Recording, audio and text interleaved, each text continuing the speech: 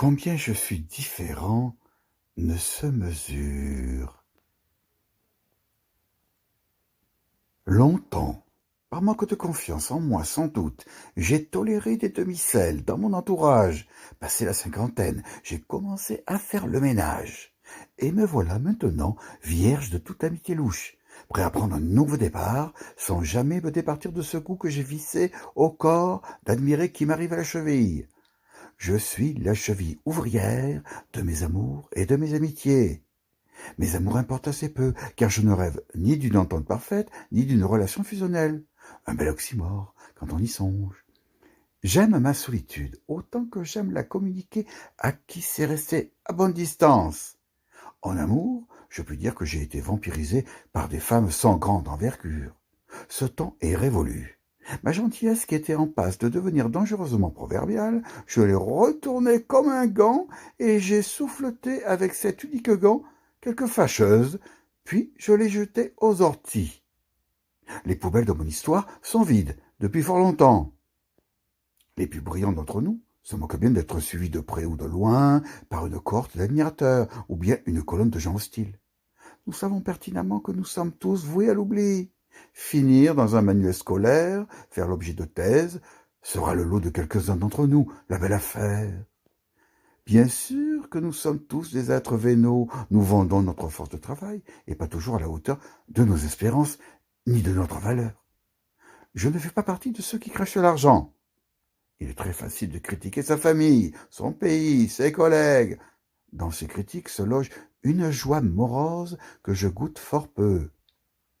On a de très bonnes raisons de critiquer son milieu familial, ses insuffisances parfois, certains de ses membres qui nous ont fait beaucoup de mal. Mais avons-nous fait mieux? Le pays, c'est autre chose. Un ensemble tellement dense de petites vilaienies, de bassesses, de coups bas. Chez beaucoup qui côtoient noblesse de cœur et grandeur intellectuelle, seulement chez quelques-uns. Le pays natal, lui, est hors sujet, au-delà de toute critique, parce qu'il a été le berceau et le creuset de notre existence, pour le meilleur et pour le pire. On le quitte pour mieux le retrouver un jour, dans le meilleur des cas. N'ayant jamais aimé ce que je n'ose appeler mon métier, je n'ai manifesté qu'une indifférence polie à l'égard de collègues investis ou non dans leur mission. J'ai pour habitude de laisser les gens à leurs ambitions et à leurs illusions.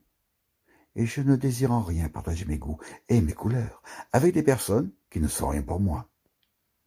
Comme tout le monde, j'ai été blessé de nombreuses fois dans ma jeunesse par des partis pris abrupts, des dissonances surtout, par le sentiment que la majorité des gens que je côtoyais au collège, au lycée puis à la fac n'entendaient rien à ce qui m'importait et me touchait, d'où mon isolement, dont j'ai peu à peu fait une force entraînante. Le banal, le trivial et l'exceptionnel sont les trois fils de notre existence, distribués en quantité variable selon les saisons de notre existence. Le noble et le vil, plus personne ne croit à cette dichotomie à part moi. J'ai ma part d'ombre, je la revendique dans le secret de mes alcôves, et j'offre ma part de lumière à qui peut s'y réchauffer le cœur ou le corps.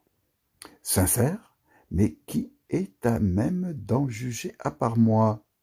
Franc du collier, certes d'aucuns en auront fait les frais, qui s'y frottent, s'y piquent. Le scepticisme aura côtoyé chez moi l'emballement le plus hasardeux. Même immergé, en pleine nature, sauvage, je suis un être culturel, formaté par une civilisation. Il n'est pas jusqu'à mon désir de fuir, au moins, pour un temps, la civilisation qui ne soit inspirée par la civilisation dans laquelle je baigne comme une viande dans son jus. Il reste qu'armé de mon smartphone, je prends des photos des lieux qui m'intriguent ou m'enchantent. Je vois ces photos plus comme des talismans que comme des fétiches. Grâce à elles, je peux me replonger dans des ambiances, retrouver le fil des sensations éprouvées au cours de mes balades. Je ne leur en demande pas plus qu'au sommeil. Ce dernier m'éloigne de la réalité sans tout à fait parvenir à faire de moi un homme neuf au réveil.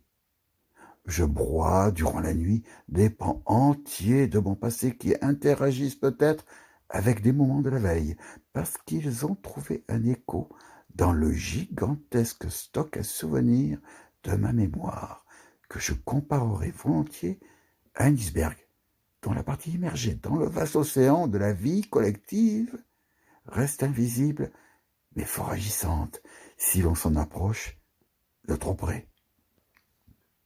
Ce que font les rêves, sans doute, mais je laisserai psychanalyse et neurosciences se disputer sans moi sur cet épineux sujet. J'ignore, je veux ignorer le fin mot de l'histoire, qui se joue en sous-main, au grand jour, dans les rêves et les cauchemars de la nuit, ailleurs encore, dans cet espace-temps ténu, récurrent, sujet à des éclipses accablantes, comme aussi bien à d'étonnants rebonds, et qui s'appelle poésie.